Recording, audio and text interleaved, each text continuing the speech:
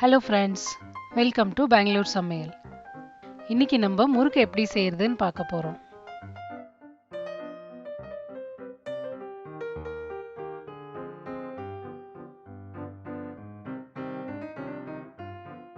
இதுக்கு தேவையான ingredients பார்த்துக்கலாம்.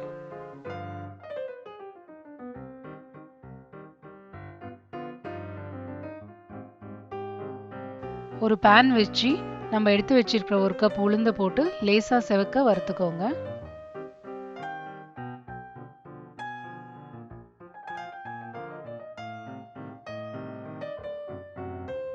ஸ்டவ் ஆஃப் பண்ணிட்டு அந்த பேனோட ஹீட்லயே பொட்டுக்கடலையும் போட்டு லேசா வறுத்துக்கோங்க.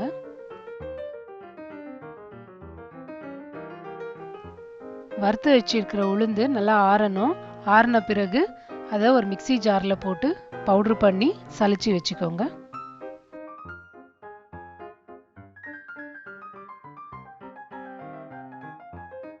அதே மாதிரி பொட்டுக்கடலையையும் அரைச்சி சலிச்சு எடுத்து வச்சுக்கலாம்.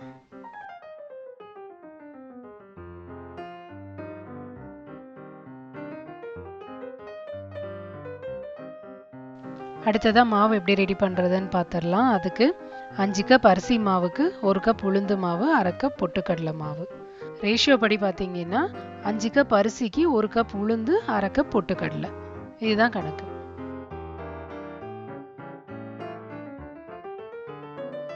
அடுத்ததா சீரகம், பெருங்காயத்தூள், தேவையான அளவுக்கு உப்பு, உருக்கி வச்ச வெண்ணெய் எல்லாத்தையும் சேர்த்து நல்லா கலந்து விட்டுருங்க.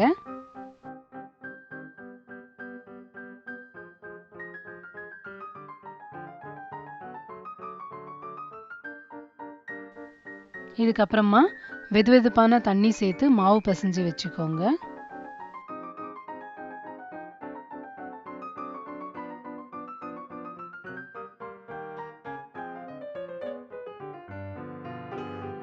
இந்த மாதிரி சாஃப்டா இருக்கணும்.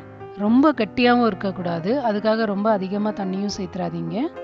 இப்போ முறுக்கு குழாய் எடுத்து அதுக்குள்ளே எல்லா இடத்துலையுமே எண்ணெய் தடவிக்கோங்க. ஒரு கைப்பிடி மாவு எடுத்து உள்ளே போட்டுக்கோங்க. நான் முறுக்குக்கு இந்த மாதிரி 3 ஹோல்ஸ் இருக்கிற மாதிரியான அச்சா எடுத்திருக்கேன்.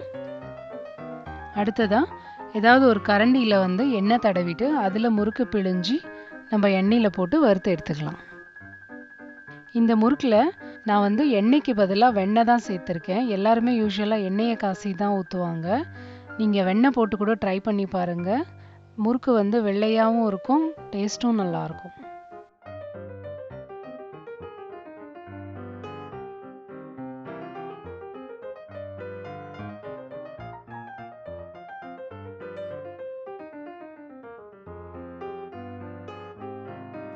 பபிள்ஸ் எல்லாம் அடங்கி வந்ததுக்கு அப்புறமா பார்த்து முறுக்கு எடுத்துருங்க. இப்போ முறுக்கு சாப்பிட ரெடி. நீங்களும் இந்த ரெசிபியை ட்ரை பண்ணி பாருங்க. எங்களோட வீடியோஸ் உங்களுக்கு பிடிச்சிருந்ததுன்னா பெங்களூர் சமையலுக்கு சப்ஸ்கிரைப் பண்ணுங்க. உங்களோட ஃபீட்பேக் அண்ட் கமெண்ட்ஸை கீழே போஸ்ட் பண்ணுங்க. தேங்க்யூ.